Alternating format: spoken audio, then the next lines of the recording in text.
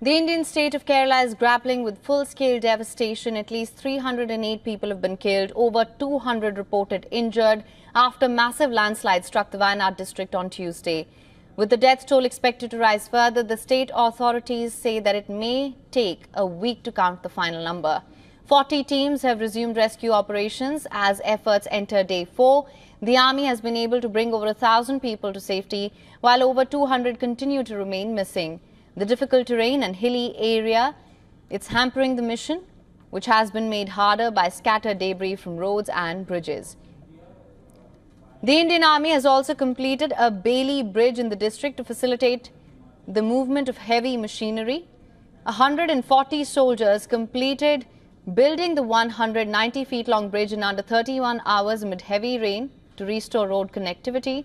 The state's Chief Minister Pinarayi Vijayan has said that the efforts are underway to rehabilitate the displaced people. This comes after Health Minister Veena George revealed that thousands are being accommodated in relief camps. She added that the government's priority is to provide psychological help for those affected while also controlling the spread of contagious infections.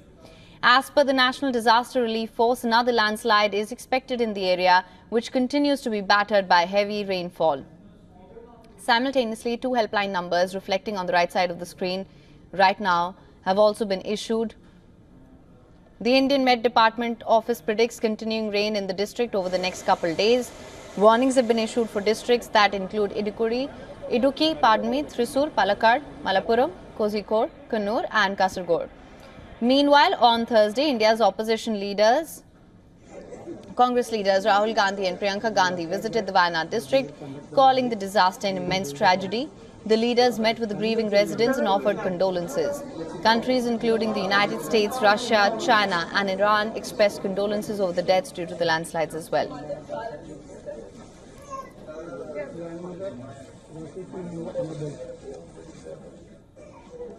For more on this, our correspondent Siddharth MP has sent us this ground report from Wayanad. Take a look.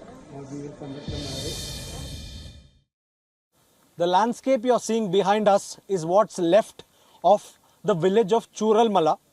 This is actually quite low in terms of altitude. In fact, upper ground is Mundakai, but all the rocks, all the rubble, all the trees, all the debris, the entire impact of the landslide was borne by this village because it's almost 6 kilometers uphill where the landslide actually originated.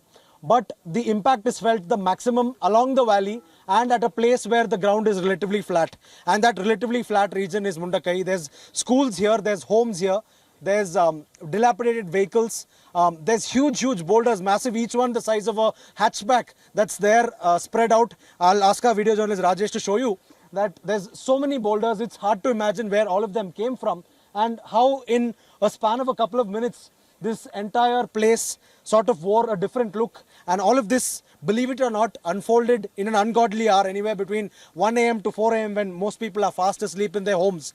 And that gives you a sense of the tragedy that took place over here, and a tragedy from which many people have not come back.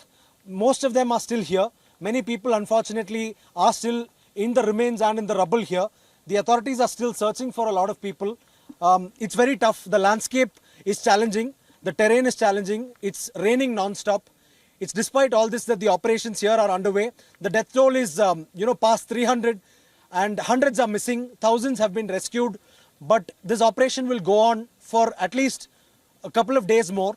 And overall, with regards getting this place back to normalcy, it's a process that will take weeks, months and even years.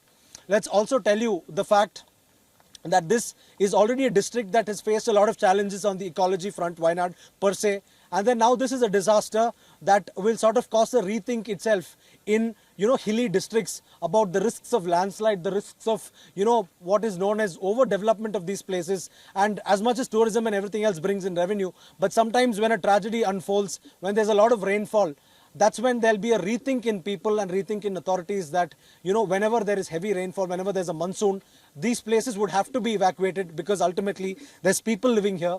And these are places with thousands of people, their lives and livelihoods depend upon this very place. So at least what can be done in future is that evacuations have to be done en masse. If there is a sort of excessive monsoon, if there is an overactive monsoon, people have to be evacuated from such places to at least ensure that such kind of tragedies don't repeat themselves. Video journalist Rajesh Siddharth MP, WION, World is One. For latest news, download the WION app and subscribe to our YouTube channel.